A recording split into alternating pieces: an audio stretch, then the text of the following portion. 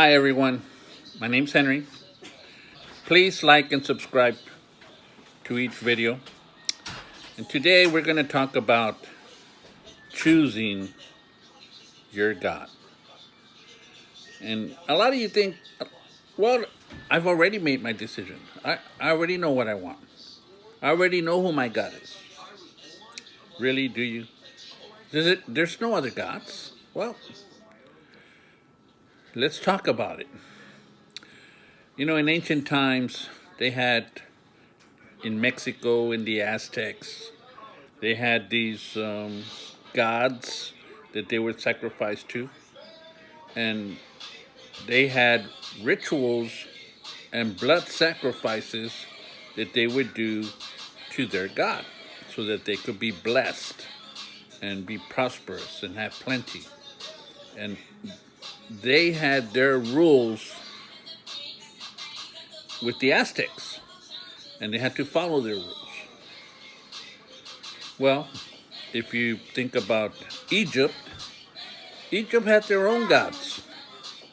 They had gods that the pharaoh would practice their worship to, and they had their own gods. And then you have Greece. Greece had a lot of gods: Poseidon, Zeus, Isis, and they would sacrifice to those gods, and they had their rituals, and they would go by that. Now, you also have the Muslims.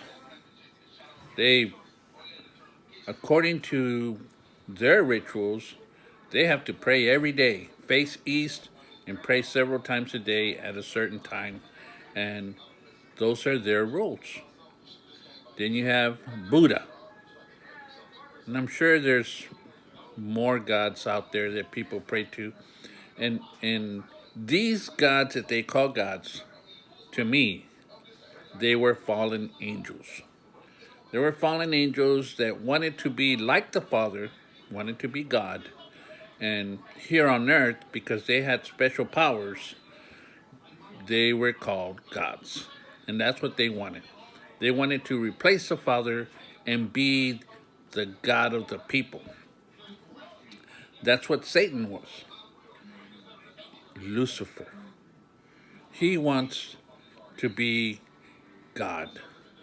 He wants to replace God the Father with anyone that he can deceive us to pray to remove the Father from our worship. Now, many in Christianity, oh, well, I believe in Jesus and I believe in the Father and I'm good. Well, see, the Roman Empire, Rome, that crucified Christ, they used to pray to the sun god on Sunday. And what they did was when they went and ruled over Jerusalem, they made the people to worship like they worship. And when you're born into these systems, then you don't know any different about things being right or wrong. You're just born into a system, and you automatically think that that's the way because you don't know any different. After 2 or 3 generations, then no one knows the difference. That's what happens to the people. But if you kind of like me and my house, we have chosen the God of Israel. That's what we have chosen.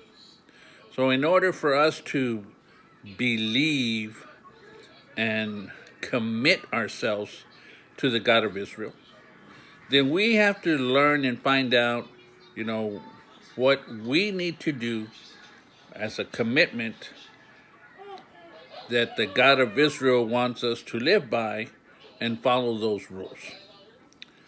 So the God of Israel on the mountain gave the people of Israel the 10 Commandments that they wanted us to follow.